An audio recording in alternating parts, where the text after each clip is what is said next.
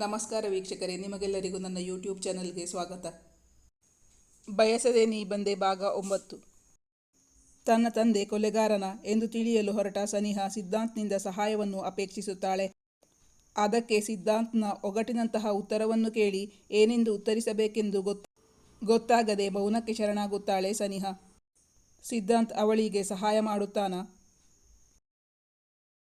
ಸಿದ್ಧಾಂತ್ ಅವಳು ಹೊರಟಿರುವ ದಾರಿ ಎಷ್ಟು ಅಪಾಯಕಾರಿ ಎಂದು ತಿಳಿಸಿದಾಗ ಅವಳು ಬೆಚ್ಚಿ ಬೀಳುತ್ತಾಳೆ.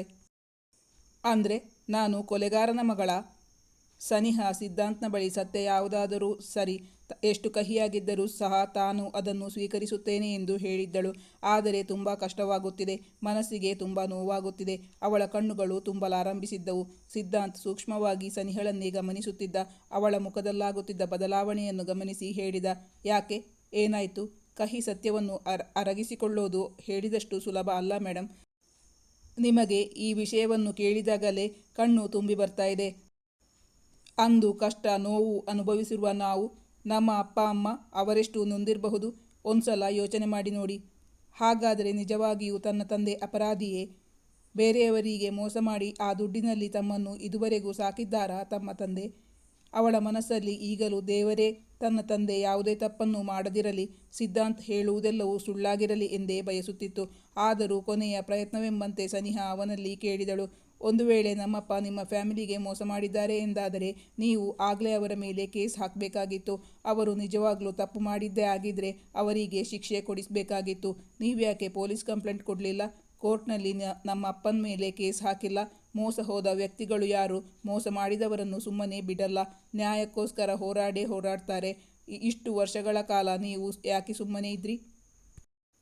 ನಿಮಗೆ ಆ ಕೆಲಸ ಮಾಡಬಹುದಾಗಿತ್ತು ಅಲ್ವಾ? ಈಗಲೂ ತನ್ನ ತಂದೆ ನಿರಪರಾಧಿ ಎಂದೇ ತನ್ನ ಬಳಿ ಹೇಳುತ್ತಿದ್ದಾಳೆ ಸನಿಹಾ ಎಂದು ಅರ್ಥವಾಯಿತು ಸಿದ್ಧಾಂತ್ಗೆ. ನಾನು ಆ ವಿಷಯಕ್ಕೆ ಬರ್ತೀನಿ ಮೇಡಮ್. ಕೋಟಿಗಟ್ಟಲೆ ಬೆಲೆ ಬಾಳೋ ನಮ್ಮ ಆಸ್ತಿ ಮನೆ ಕಳೆದುಕೊಂಡಿರೋ ಅಪ್ಪ ಹೃದಯಾಘಾತಕ್ಕೆ ಬಲಿಯಾಗಿ ತೀರ್ಕೊಂಡ್ರು. ಆಗ ನಮ್ಮಮ್ಮ ಅಂತಹ ಕಷ್ಟದ ಸಂದರ್ಭದಲ್ಲೂ ನ್ಯಾಯಕ್ಕೋಸ್ಕರ ಕೋರ್ಟ್ ಮೆಟ್ಟಿಲು ಏರಲೇಬೇಕು ಅಂತ ತುಂಬ ಪ್ರಯತ್ನಪಟ್ಟಿದ್ರು. ಕೋರ್ಟಲ್ಲಿ ಕೇಸ್ ಹಾಕೋಕ್ಕೆ ಬೇಕಾಗಿರೋ ದುಡ್ಡು ಕೂಡ ನಮ್ಮಮ್ಮನ ಕೈಯಲ್ಲಿ ಇರಲಿಲ್ಲ. ನಮ್ಮಮ್ಮನ ಬಳಿ ಪ್ರಬಲವಾದ ರಾಜಶೇಖರ್ ಎದುರು ಹೋರಾಡುವಷ್ಟು ದುಡ್ಡಿರಲಿಲ್ಲ. ಆದರೂ ನಮ್ಮಮ್ಮ ರಾಜಶೇಖರ್ ಅವರನ್ನು ಸುಮ್ಮನೆ ಬಿಟ್ಟಿರಲಿಲ್ಲ. ಅವರ ಆಫೀಸ್ಗೆ ಹೋಗಿ ನಮ್ಮಮ್ಮ ಅವರ ಬಳಿ ಅಂಗಲಾಚಿಕೊಂಡ್ರು. ಯಾವ ಪ್ರಯೋಜನವೂ ಆಗಲಿಲ್ಲ. ಕೊನೆಗೊಂದು ದಿನ ತನ್ನ ದಾರಿಗೆ ಮುಳ್ಳಾಗಿರೋ ನಮ್ಮಮ್ಮನನ್ನೇ ಮುಂದೆ ಅವನಿಗೆ ಮಾತಾಡಲಾಗಲಿಲ್ಲ.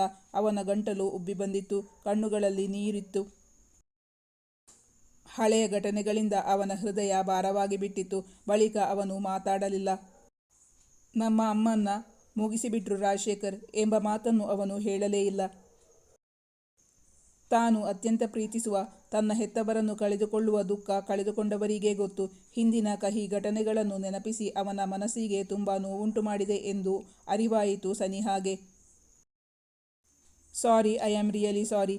ಅವನ ಬಳಿ ಕ್ಷಮೆ ಯಾಚಿಸಿದಳು ಸನಿಹಾ. ಇವನು ಹೇಳುತ್ತಿರುವುದು ನೋಡಿದರೆ ಸಿದ್ಧಾಂತ್ ಹೇಳುತ್ತಿರುವುದೆಲ್ಲ ಸತ್ಯವೇನೋ ಎಂದೆನಿಸುತ್ತಿದೆ. ಸಿದ್ಧಾಂತ್ ಆಗಿನ್ನೂ ಚಿಕ್ಕವ.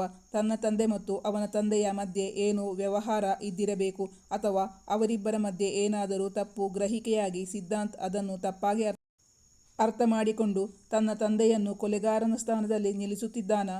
ಅದನ್ನು ಅವನ ಬಳಿ ಕೇಳಬೇಕೆಂದುಕೊಂಡಳು ಸನಿಹಾ. ಆದರೆ ಅವನೀಗ ಹಳೆಯ ನೆನಪಿನಿಂದಾಗಿ ತುಂಬ ಬೇಸರದಲ್ಲಿದ್ದಾನೆ. ಈಗ ಕೇಳುವುದು ಸೂಕ್ತವಲ್ಲ. ಒಂದು ಕಡೆ ತನ್ನ ಜನ್ಮದಾತ, ಇನ್ನೊಂದು ಕಡೆ ತನ್ನ ಕೈ ಹಿಡಿದ ಪತಿ. ಇವರಿಬ್ಬರಲ್ಲಿ ಯಾರು ಸತ್ಯ ಹೇಳುತ್ತಿದ್ದಾರೆ? ಹೌದು, ಇದು ಅವಳಿಗೆ ಇಷ್ಟವಿಲ್ಲದ ಮದುವೆ. ಆದರೂ ಈಗ ಮದುವೆ ಆಗಿ ಹೋಗಿದೆಯಲ್ಲ, ಯಾರು ಏನೇ ಹೇಳಿದರೂ ಈಗ ಸಿದ್ಧಾಂತ್ ಅವಳ ಪತಿ, ಅವಳ ಜೀವನ ಸಂಗಾತಿ. ಅವರಿಬ್ಬರು ಒಬ್ಬರನ್ನೊಬ್ಬರು ಅರಿತು, ಒಬ್ಬರ ಕಷ್ಟ ಸುಖದಲ್ಲಿ ಇನ್ನೊಬ್ಬರು ಭಾಗಿಯಾಗಿ ಜೀವನ ಪರ್ಯಂತ ಒಟ್ಟಿಗೆ ಬಾಳಬೇಕಾದವರು, ಜೀವಿಸಬೇಕಾದವರು. ಅವಳ ತಂದೆ ಏನೋ ಅವಳ ಬಳಿ ಡೈವೋರ್ಸ್ ಪತ್ರಕ್ಕೆ ಸಹಿ ಹಾಕಿಸಿಕೊಂಡಿದ್ದರು. ಆದರೆ ಡೈವೋರ್ಸ್ ಸಿಗುವವರೆಗೂ ಅವರಿಬ್ಬರು ಪತಿ ಪತ್ನಿಯರೇ ಅಲ್ಲವೇ? ಮೊನ್ನೆ ಮದುವೆಯ ದಿನ ರಾತ್ರಿ ತನ್ನ ಎಲ್ಲ ಚಿನ್ನಾಭರಣಗಳನ್ನು ಕಳಚಿದರೂ ಮಾಂಗಲ್ಯ ಸರವನ್ನು ತೆಗೆದಿಡಲು ಅವಳಿಂದ ಸಾಧ್ಯವಾಗಿರಲಿಲ್ಲ. ಇಂದು ಅಷ್ಟೇ ತನ್ನ ಪತಿಯನ್ನು ಭೇಟಿಯಾಗುತ್ತಿದ್ದೇನೆ ಎಂದಾಗ ಅವಳ ಮನಸ್ಸಲ್ಲಿ ಏನೋ ಮಧುರ ಭಾವನೆ. ಅದು ಏಕೆಂದು ಅವಳಿಗೂ ಗೊತ್ತಿಲ್ಲ. ಅವನು ತಮ್ಮ ವೈರಿ, ತನಗೇನಾದರೂ ಅಪಾಯ ತಂದೊಡ್ಡಬಹುದು ಎಂದು ಗೊತ್ತಿದ್ದರೂ ಮನೆಯಲ್ಲಿ ಯಾರಿಗೂ ತಿಳಿಸದೆ, ಮಾತ್ರವಲ್ಲ ತನ್ನ ಆತ್ಮೀಯ ಗೆಳತಿಗೂ ಸಿದ್ಧಾಂತ್ನನ್ನು ಭೇಟಿಯಾಗುತ್ತಿದ್ದೇನೆ ಎಂದು ತಿಳಿಸದೆ ಏಕಾಂಗಿಯಾಗಿ ಅವನನ್ನು ಭೇಟಿಯಾಗಲು ಬಂದಿದ್ದಳು. ಆ ಕ್ಷಣಕ್ಕೆ ಅವಳಿಗೆ ಅವನು ತನಗೇನಾದರೂ ತೊಂದರೆ ಕೊಡಬಹುದೆಂಬ ಯೋಚನೆ ಕೂಡ ಬಂದಿರಲಿಲ್ಲ. ತಂದೆ ಆಗಾಗ ತಮ್ಮ ಹೇಳಿಕೆಯಲ್ಲಿ ಬದಲಾವಣೆಯನ್ನು ಮಾಡುತ್ತಿದ್ದರು. ಆದರೆ ಸಿದ್ಧಾಂತ್ ಹಾಗಲ್ಲ. ಅವನು ಪ್ರತಿ ಬಾರಿಯೂ ತನ್ನ ತಂದೆಯದೇ ತಪ್ಪು ಎಂದು ಸ್ಪಷ್ಟಪಡಿಸುತ್ತಿದ್ದಾನೆ. ಹಾಗೊಂದು ವೇಳೆ ಅವನು ಹೇಳಿದ್ದೇ ಸತ್ಯವಾದಲ್ಲಿ ತಾನು ಒಬ್ಬ ಕೊಲೆಗಾರನ ಮಗಳು ಹಾಗೆಂದು ಕನಸು ಮನಸ್ಸಿನಲ್ಲೂ ಊಹಿಸಲೇ ಸಾಧ್ಯವಾಗುತ್ತಿಲ್ಲ ಸನಿಹಾಗೆ. ಯಾರದೋ ಸಮಾಧಿಯ ಮೇಲೆ ತಮ್ಮ ಸೌಧವನ್ನು ಕಟ್ಟಿಕೊಳ್ಳುವುದು ತಪ್ಪು. ಅದು ಯಾರೇ ಮಾಡಿರಲಿ, ತನ್ನ ತಂದೆಯೇ ಮಾಡಿರಲಿ, ಬೇರೆ ಯಾರೇ ಮಾಡಿರಲಿ, ತಪ್ಪು ತಪ್ಪೆ.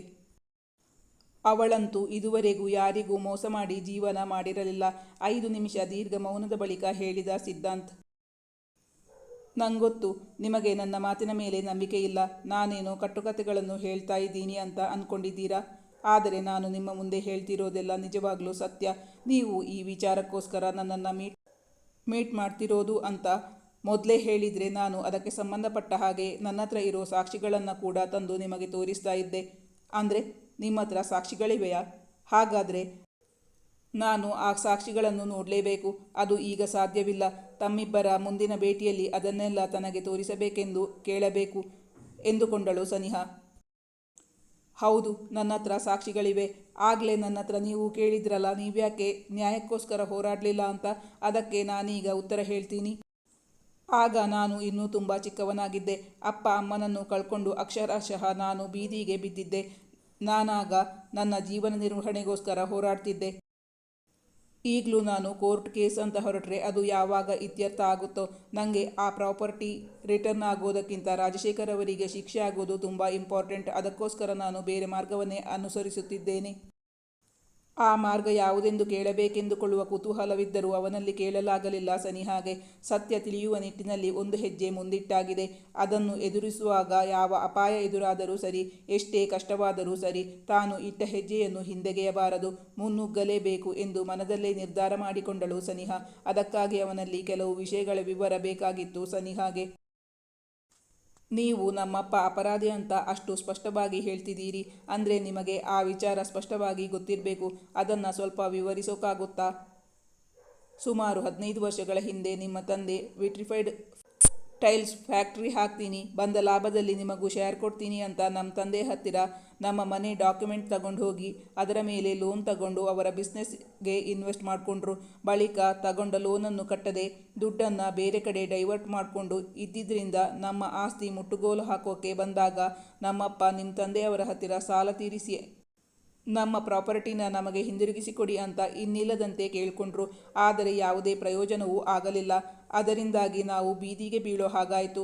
ನಮ್ಮ ತಂದೆಗೆ ಆ ಆಘಾತವನ್ನು ತಡೆದುಕೊಳ್ಳಲಾಗಲಿಲ್ಲ. ಅವರು ಹೃದಯಾಘಾತವಾಗಿ ಮರಣವನ್ನಪ್ಪಿದರು. ಈ ವಿಚಾರನ ನಾನಾಗಲೇ ಹೇಳಿದ್ನಲ್ಲ, ನಮ್ಮಪ್ಪ ಅಮ್ಮನ ಸಮಾಧಿ ಮೇಲೆ ನಿಮ್ಮ ತಂದೆ ಅವರ ಸಾಮ್ರಾಜ್ಯವನ್ನು ಕಟ್ಕೊಂಡ್ರು ಅಂತ ಹೇಳಿದ್ದು ತಪ್ಪ. ಅವರಿಂದಾಗಿ 2 ಜೀವಗಳು ಹೋಗಿದೆ ಅಂದರೆ ಅವರು ಪರೋಕ್ಷವಾಗಿ ಅವರಿಬ್ಬರ ಸಾವಿಗೆ ಕಾರಣ ಅಂತಾನೆ ಅರ್ಥ. ಅಂದರೆ ಅವರು ಕೊಲೆಗಾರನೇ ಅಲ್ವಾ?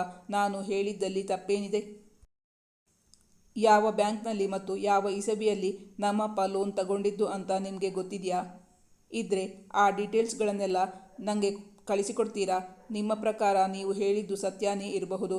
ನಾನು ಕೂಡ ಸತ್ಯ ಏನು ಅಂತ ತಿಳಿಯೋಕೆ ಪ್ರಯತ್ನ ಪಡ್ತಾ ಇದ್ದೀನಿ.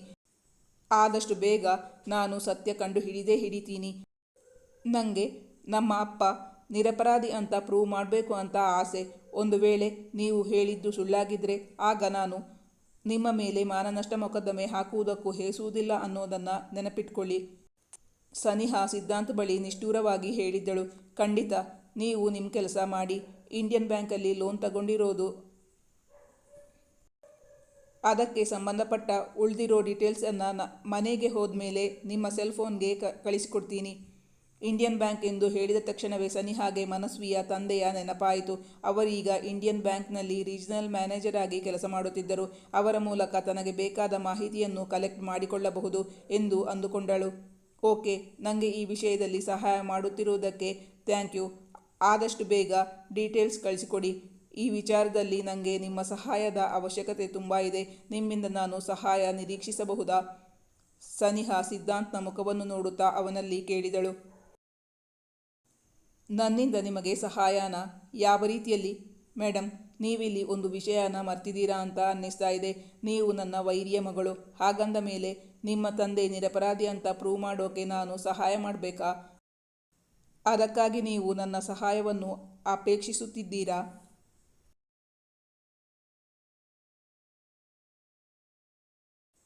ಈಗಲೂ ನಾನು ನನ್ನ ವೈರಿ ರಾಜಶೇಖರ್ ಅವರ ಮಗಳನ್ನು ವೈರಿ ಅಂತಾನೆ ಕಾಣ್ತೀನಿ, ಅವರನ್ನು ದ್ವೇಷಿಸ್ತೀನಿ. ಆದರೆ ಸನಿಹಾನ ನಾನು ಅಗ್ನಿಸಾಕ್ಷಿಯಾಗಿ ಮದುವೆಯಾಗಿದ್ದೀನಿ. ಅವಳೀಗ ನನ್ನ ಧರ್ಮಪತ್ನಿ. ನೀನು ನನ್ನ ಪತ್ನಿ. ಸನಿಹಾ ಸಿದ್ಧಾಂತ ಆಗಿ ನನ್ನ ಹತ್ರ ಸಹಾಯ ನಿರೀಕ್ಷಿಸುವುದಾದರೆ ನಿಂಗೆ ಸಹಾಯ ಮಾಡೋಕೆ ನಾನು ಖಂಡಿತವಾಗಿಯೂ ರೆಡಿಯಾಗಿದ್ದೀನಿ. ಅವನ ಮಾತು ಅರ್ಥವಾಗದವಳಂತೆ ಅವನನ್ನೇ ನೋಡುತ್ತಾ ಕುಳಿತಳು ಸನಿಹಾ. ರಾಜಶೇಖರ್ ಅವರ ಮಗಳು ಸನಿಹಾಳನ್ನು ಅವನು ದ್ವೇಷಿಸುತ್ತಾನೆ. ಅವಳಿಗೆ ಯಾವ ರೀತಿ ಸಹಾಯ ಮಾಡಲು ಅವನಿಗೆ ಮನಸ್ಸಿಲ್ಲ. ಆದರೆ ಅವನ ಪತ್ನಿಗೆ ಸಹಾಯ ಮಾಡುವ ಮನಸ್ಸಿದೆ. ಅಂದರೆ ತಾನು ಅವರನ್ನು ಗಂಡನಾಗಿ ಸ್ವೀಕರಿಸಿದ್ದೇನೆ ಎಂದು ಪರೋಕ್ಷವಾಗಿ ಕೇಳುತ್ತಿದ್ದಾನಾ? ತಾನೀಗ ಅವನಿಗೆ ಏನೆಂದು ಉತ್ತರಿಸಬೇಕು? ಸನಿಹಾ ಗೊಂದಲದಲ್ಲಿ ಏನೆಂದು ಉತ್ತರ ಹೇಳಬೇಕೆಂದು ತೋಚದೆ ಮೌನಕ್ಕೆ ಮೊರೆ ಹೋದಳು. 2 ನಿಮಿಷ ದೀರ್ಘ ಮೌನದ ಬಳಿಕ ಹೇಳಿದಳು ಸನಿಹಾ, ನಾನು ರಾಜಶೇಖರ್ ಅವರ ಮಗಳು ಅನ್ನೋದನ್ನು ಯಾವತ್ತೂ ಬದಲಾಯಿಸೋಕೆ ಸಾಧ್ಯನೇ ಇಲ್ಲ. ಹೆತ್ತ ತಂದೆ ತಾಯಿಯನ್ನು ಯಾರಿಗೂ ಯಾವತ್ತೂ ಬದಲಾಯಿಸೋಕೆ ಸಾಧ್ಯವೇ ಇಲ್ಲ. ಅದು ನಿತ್ಯ ಸತ್ಯ. ನಮ್ಮಿಬ್ಬರ ಮದುವೆ ಶಾಸ್ತ್ರೋಕ್ತವಾಗಿ ನಡೆದಿದೆ. ನಾವಿಬ್ಬರು ಗಂಡ ಹೆಂಡತಿ ಅನ್ನೋದು ಕೂಡ ಅಷ್ಟೇ ಸತ್ಯ. ಯಾವಾಗ ನೀವು ನನ್ನ ಕುತ್ತಿಗೆಗೆ ತಾಳಿ ಕಟ್ಟಿದ್ರೋ ಆವತ್ತಿಂದ ನಾನು ನಿಮ್ಮ ಪತ್ನಿಯಾಗಿದ್ದೀನಿ. ಸಾರಿ, ನನಗೆ ನಿಮ್ಮ ಮಾತಿನ ಅರ್ಥ ಆಗಲಿಲ್ಲ. ಅಷ್ಟೊಂದು ಬುದ್ಧಿವಂತಿಕೆಯೂ ನನ್ನಲ್ಲಿಲ್ಲ. ನಾನು ತುಂಬ ಸರಳ ಹುಡುಗಿ. ನನಗೆ ಸಿಂಪಲ್ಲಾಗಿ ಹೇಳಿದರೆ ಮಾತ್ರ ಅರ್ಥ ಆಗೋದು. ದಯವಿಟ್ಟು ನನಗೆ ಅರ್ಥ ಆಗೋ ಹಾಗೆ ಸ್ವಲ್ಪ ಬಿಡಿಸಿ ಹೇಳೋಕ್ಕಾಗುತ್ತಾ? ಸಿದ್ಧಾಂತ್ ಇದಕ್ಕೆ ಏನೆಂದು ಉತ್ತರಿಸುತ್ತಾನೆ? ಅವನ ಉತ್ತರಕ್ಕಾಗಿ ಕಾತರದಿಂದ ಕಾಯುತ್ತಾ ಕುಳಿತಿದ್ದಾಳೆ ಸನಿಹಾ. ಈ ಕಥೆಯ ಮುಂದಿನ ಭಾಗ ಮುಂದಿನ ಸಂಚಿಕೆಯಲ್ಲಿ ಮುಂದುವರಿಯುವುದು. ವೀಕ್ಷಕರೇ, ನಿಮ್ಮ ಅನಿಸಿಕೆ ಅಭಿಪ್ರಾಯವನ್ನು ಕಮೆಂಟ್ ಮಾಡಿ ತಿಳಿಸಿ. Thank you for watching.